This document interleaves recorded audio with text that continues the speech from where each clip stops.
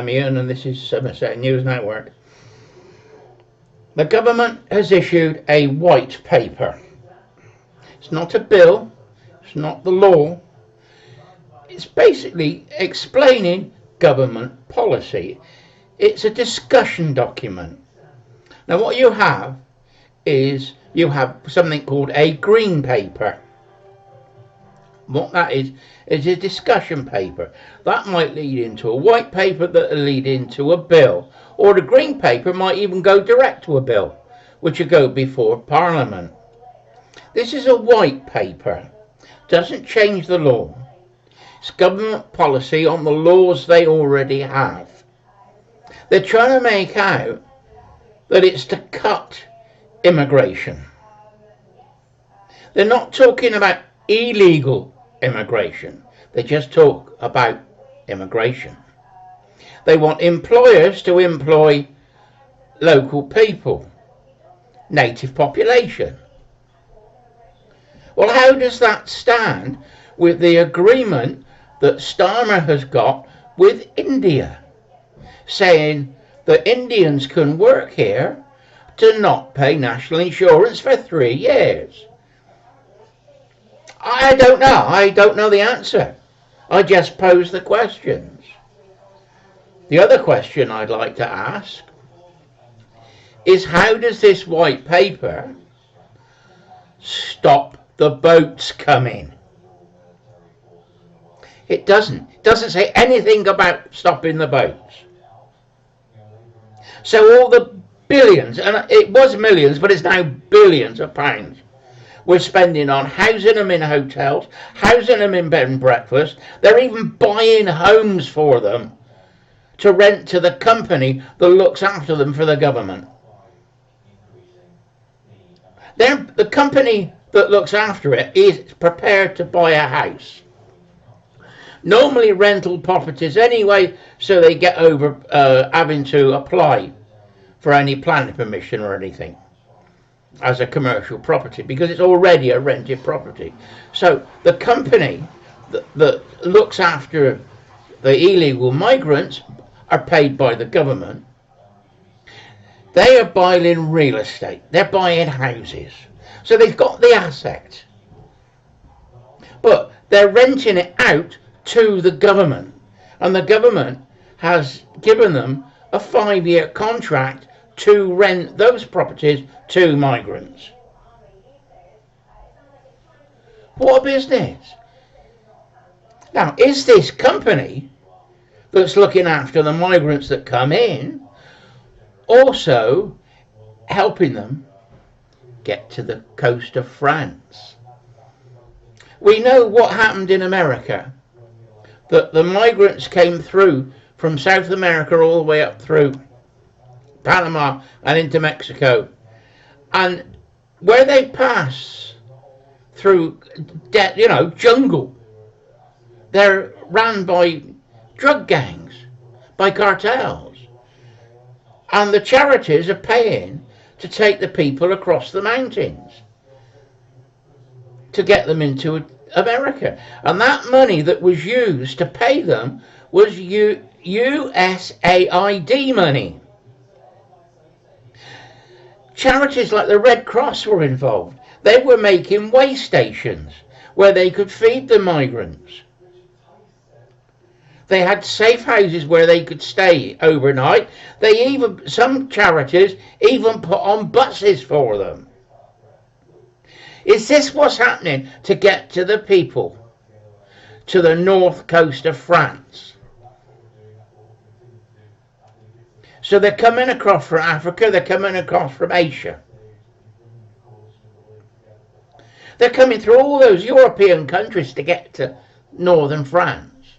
Now, France doesn't want them there. They've got a migrant crisis of their own. Paris has riots every now and again, normally most weekends. So they want to get rid of them. So it's in the interest of France to send them over here.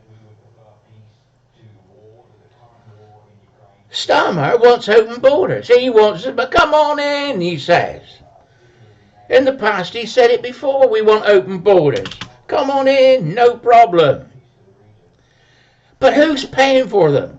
This immigration white paper won't allow these illegal migrants to work. Because they're illegal, they can't work anyway.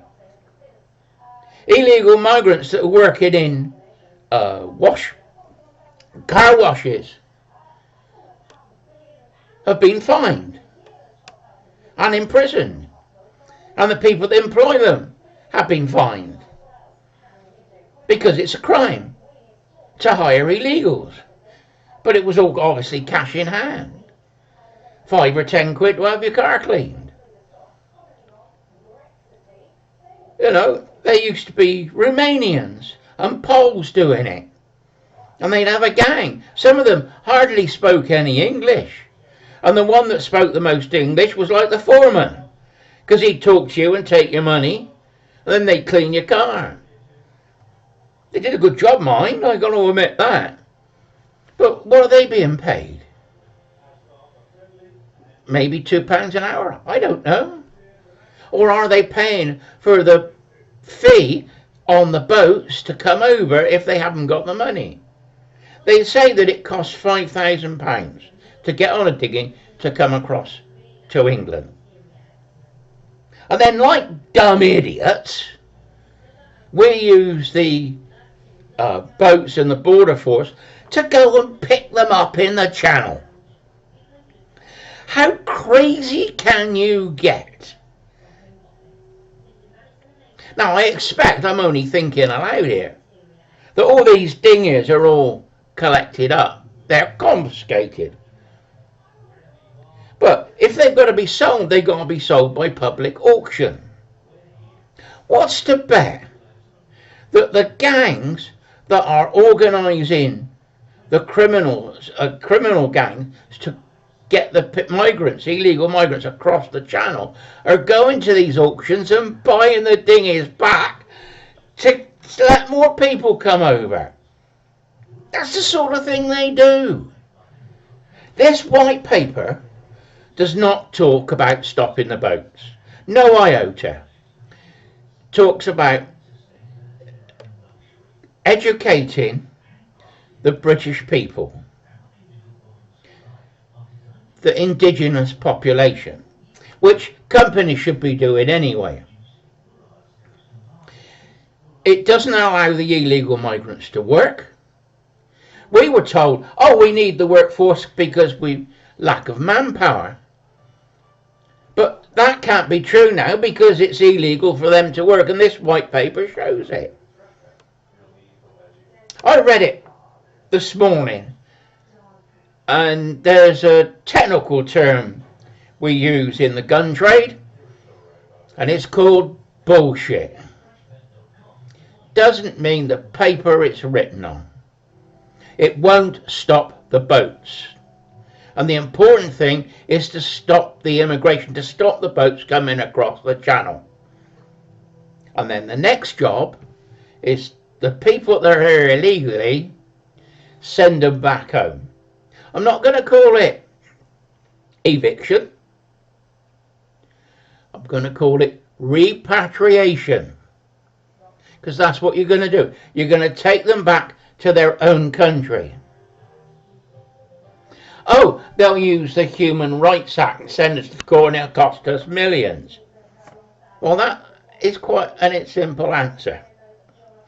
Bill of Rights, 1688, 1689, whatever you want to call it, says that no foreign princedom, kingdom, power can rule over us. That's it. When we signed the European Court of Human Rights, that was done illegally under our Constitution.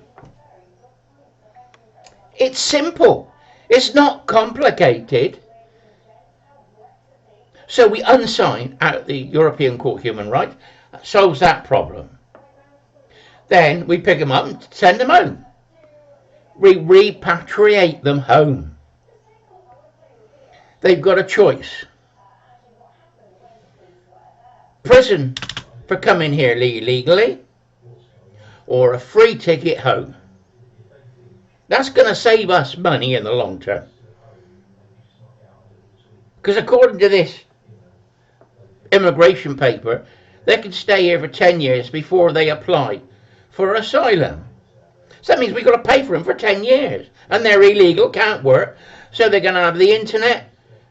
They're going to have all their food, the housing all paid for, mobile phones, Wi-Fi. It's so immoral to allow criminals to profit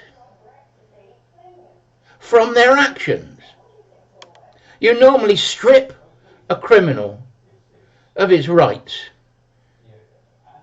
And we're feeding him, looking after him, housing him. We ought to be saying that any illegal will not receive any money from the government.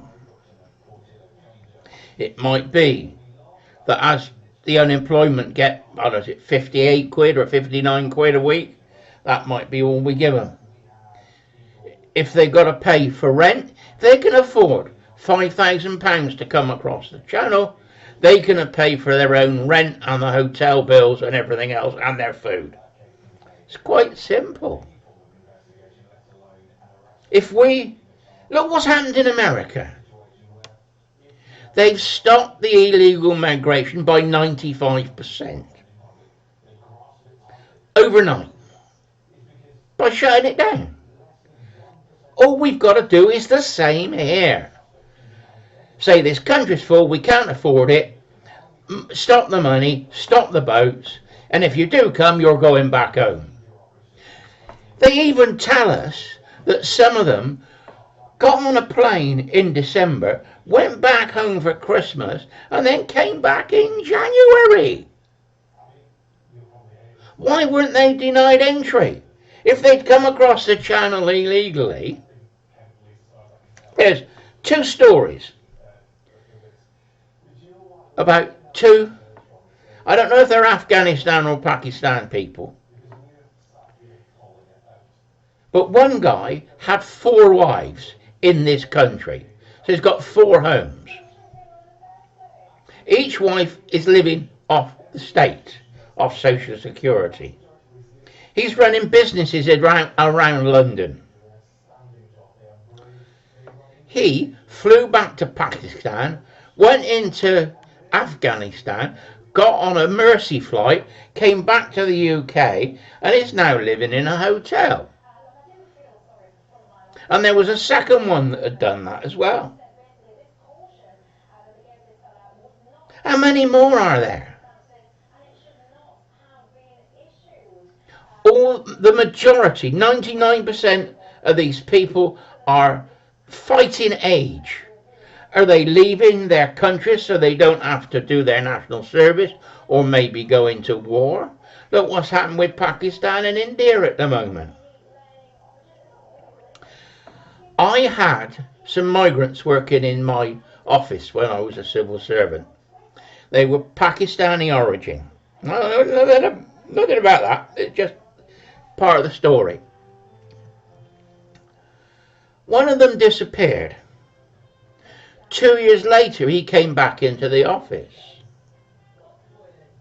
He knew I liked guns and I taught guns, and he said, "Oh, I was using this. I was using AK-47s and Pakistan 9mm Brownings and all this sort of thing, and we still got Bren guns that were left over by the British after World War II. We're still using them." And he was telling me all this.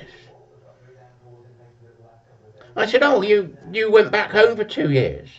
He said, "Yeah, we tell him it's a cultural exchange and that I'm going back to see the family for 2 years, but I had to go and do my national service." And then the second one went. And he disappeared for 2 years and came back.